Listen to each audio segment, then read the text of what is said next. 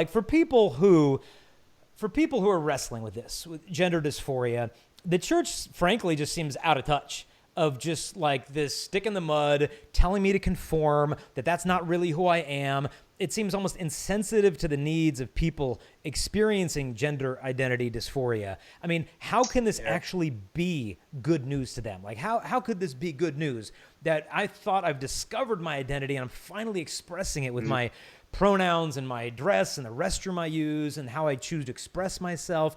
And yet the church wants to put me in this little mold. How could that possibly be good news? What would you say? Well, the good news is what gives freedom to the human heart.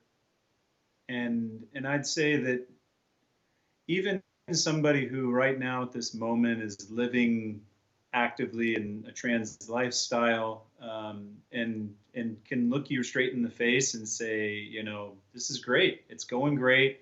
I've never been happier. Um, we know, I know that their heart is made to be in relationship with the Lord. And and I know that that heart is longing for him. And so the good news that we bring them is that the home that you're looking for, the identity that you're trying to build and create has been already given to you from before the foundations of the world. There's this great line in Ephesians chapter 1 that says, "You were chosen." I think there's a real struggle. You talk about anxiety, depression, these horrible things that often accompany those who experience gender identity issues. Suicide's often spoken about. You mentioned that in the last show. There's real suffering, and one of the greatest sufferings I think is this absence of a knowledge of their true identity, their place of belonging that's in the heart of God the Father. And so speaking to them about that is already looking to the original wound in the place in their life where there's a need for freedom from the need to somehow have the anxiety that I must be this way in order to be happy, instead of being able to recognize that all I need is to be loved in order to be happy, and I'm already loved, and I've always been loved. Um, when you talk about the boxes and the things, if it is really true of who this person is, then there's a place for it in the box that the church has that it calls male and female, man and woman.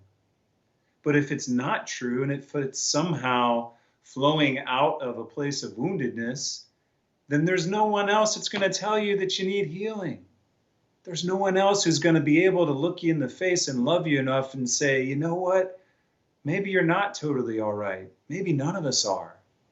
And there is hope and healing in the heart of Jesus. And in a world that's just saying, you're doing fine, this is great, this is wonderful, and then the fruit of that and the real lived experience is actually in the long run that it's not, that so many are going to go on and actually, even in spite of all of the efforts and transitioning and actually commit suicide, take their own lives. I can't help but have a doubt in my heart when somebody says that this is just perfect and beautiful and everything's going great, when I look at the numbers and the reality of what seems to be happening for a lot of them. So I think it's good news, because if I were to be sick and no one around me were to say that I was sick, and I met a doctor who loved me enough to finally tell me that truth and offer me the healing and remedy for the illness that is in me, that's good news. And it's good news as well because the church doesn't have a rigid box that maybe that person's running from. There's a big enough space, there's a big enough room in the Father's house for you, whoever you are, and whatever sort of makeup and experience of your masculinity or femininity you might have. And that's good news.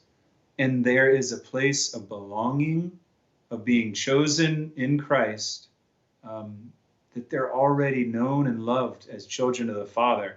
And so again, that good news, I think, speaks to that homelessness, that lack of identity, the anxiety, the fear, the depression, the real self-loathing and hatred that can exist, even towards one's own body.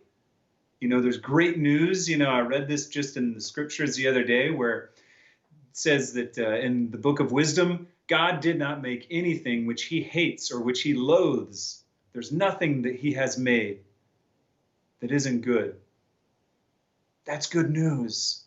You don't have to hate your body. You don't have to hate yourself, because God makes nothing which is not good. And even if there's brokenness, it's part of my humanity, whether it's physical, through illness, whether it's emotional, psychological, through some mental health struggle, or whatever the case may be. Even in that place, the goodness of God is there.